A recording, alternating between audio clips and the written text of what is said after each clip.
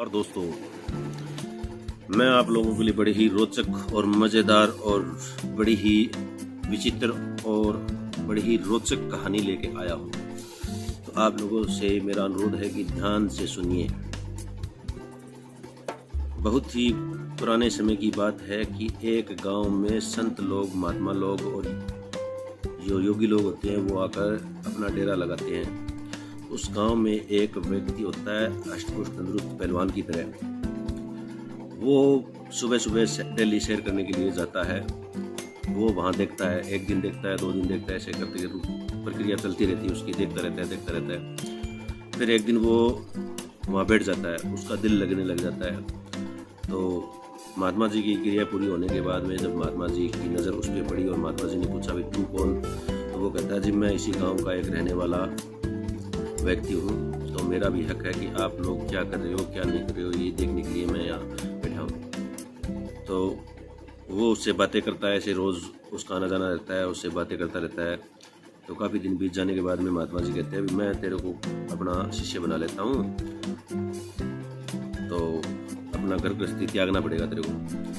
वो कहता है जी मैं शिष्य आपका बन सकता हूँ लेकिन घर गृहस्थी नहीं त्याग सकता। महात्मा जी उसको समझाते हैं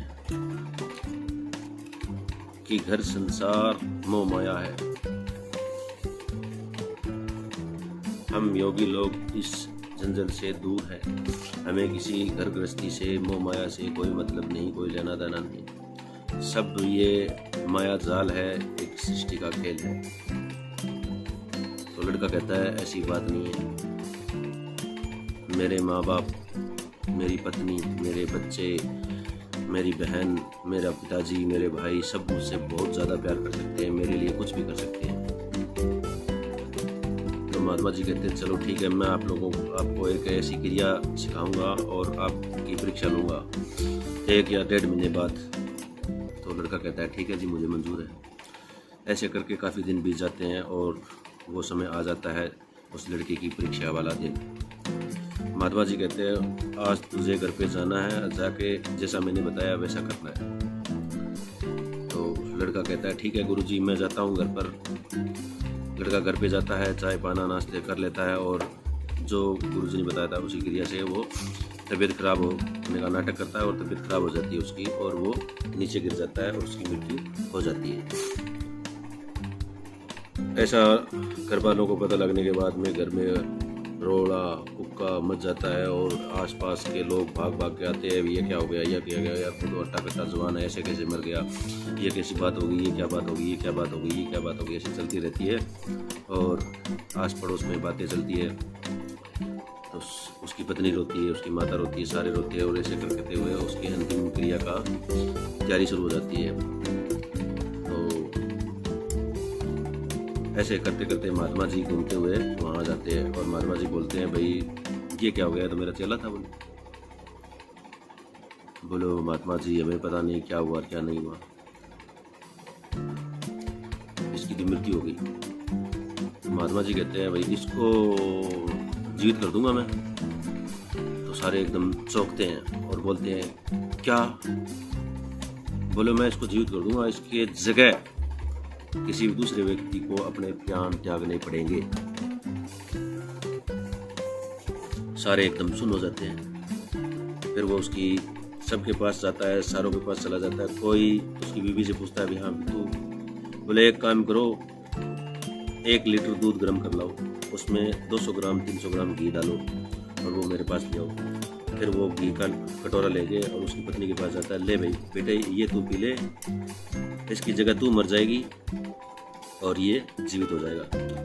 तो उसकी पत्नी कहती है ना ना महाराज जी मैं तो नहीं ऐसा कर सकती, मैं तो कहीं मेरी तो दूसरी जगह शादी हो जाएगी, मैं नहीं मर सकती इसकी जगह। फिर उसके भाई के पास लेके जाते हैं, वो मना कर देते हैं। ऐसे करते करते सारों को मतलब वो कर लेता है, तो कोई भी हामी नहीं करता है। लास्ट में वो कहता है उसकी माँ के पास लेके जाता है, माता जी आपका पुत्र है, आप ये।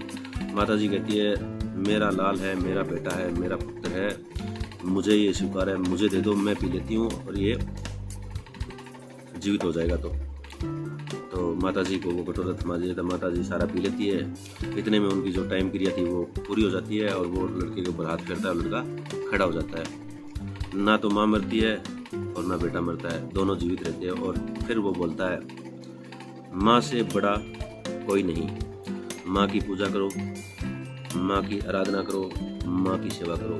माता पिता की सेवा में ही सब कुछ है। हम योगी बने, इसमें भी माता पिता की सहमति थी। तो आज से आप लोगों को इस कहानी से क्या शिक्षा मिलती है कि माँ से बढ़कर कोई नहीं है।